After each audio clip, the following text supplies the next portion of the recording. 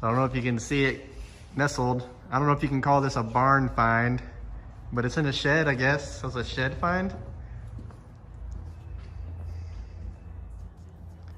He is.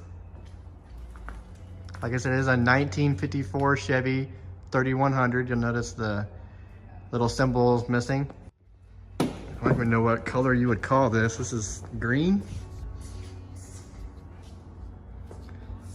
They got it started about 5 years ago.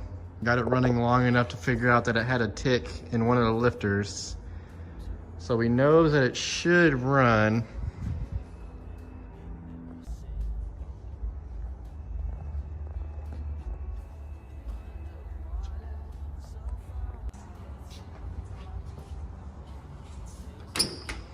This truck is completely original.